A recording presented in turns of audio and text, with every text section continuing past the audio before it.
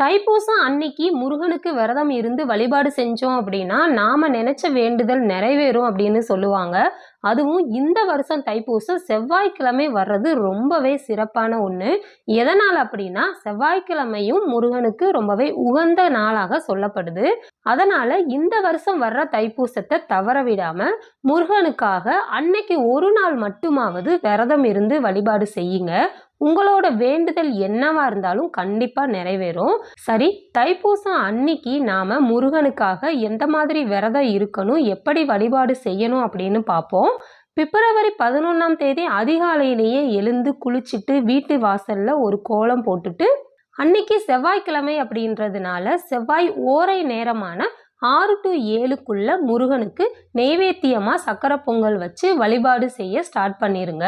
செவரளிப்பூ கிடைச்சது அப்படின்னா முருகன் போட்டோவை அலங்காரம் பண்ணிட்டு போட்டோவுக்கு முன்னாடி சர்க்கோண கோலம் போட்டு, அதாவது ஓம் சரவணபவ அப்படின்ற மந்திரத்தை நாம கோலமா போட்டு ஒவ்வொரு எழுத்து மேலையும் ஒரு நெய் தீபம் ஏற்றி மொத்தம் 6 தீபம் ஏற்றி வழிபாடு செய்யணும். செவரளிப்பூ கிடைக்கல அப்படின்னா ஒன்றும் கவலைப்பட வேண்டாம். சிவப்பு அல்லது மஞ்சள் நிற பூ எது இருந்தாலும் நீங்க முருகனுக்கு அலங்காரம் பண்ணிக்கலாம். தீப ஆராதனை காட்டி முடிச்சிட்டு முருகனை மனதார வேண்டிட்டு, முருகனுக்கு ரொம்பவே உகந்த பதிகம் அப்படின்னு நிறைய இருக்கு. அதுல ஏதாவது ஒரு பதிகத்தை நீங்க பாராயணம் பண்ணுங்க.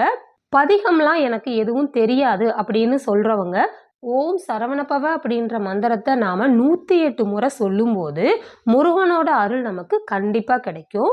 தைப்பூசம் அன்னைக்கு விரதம் இருக்க போறீங்க அப்படின்னா அன்னைக்கு முழுவதும் எதுவுமே சாப்பிடக்கூடாது. அதுக்கப்புறமா சாயந்தரம் திரும்பவும் 6 நெய் தீபம் ஏற்றி முருகனுக்கு தீப ஆராதனை காட்டி வழிபாடு செஞ்சுட்டு உங்க வீட்டுக்கு பக்கத்துல ஏதாவது முருகன் கோயில் இருந்துச்சு அப்படின்னா அங்க போய் பால் மட்டும் கொடுத்து அபிஷேகம் பண்ணி முருகனை பார்த்து மனதார வேண்டிட்டு வாங்க. அதுக்கப்புறமா உங்களால முடிஞ்சா ஒரு 3 பேருக்கோ 5 பேருக்கோ அன்னதானம் கொடுங்க. வீட்டில் சமைச்சு எடுத்துட்டு போனாலும் சரி, இல்லை கடையில் வாங்கி கொடுத்தாலும் சரி, தைப்பூசம் அன்னைக்கு நாம அன்னதானம் கொடுத்தோம் அப்படின்னா அது ரொம்பவே நல்லது. கோயிலுக்கு போயிட்டு அன்னதானம் பண்ணி முடிச்சுட்டு அதுக்கப்புறமா தான் நீங்க வீட்டுக்கு வந்து சைவ சாப்பாடு ஏதாவது சாப்பிட்டு விரதத்தை முடிக்கணும். இவ்வளோதாங்க தைப்பூச விரதம். இந்த மாதிரி நீங்க முருகனை மனதார வேண்டி வழிபாடு செய்யும் போது உங்க பிரச்சனை எதுவா இருந்தாலும் முருகன் கண்டிப்பா தீர்த்து வைப்பாரு. வேல் இருக்க வினை இல்லை, மயில் இருக்க பயம் இல்லை, குகன் இருக்க குறை இல்லை, கந்தன் இருக்க கவலை இல்லை. ஓம் சரவணபவ.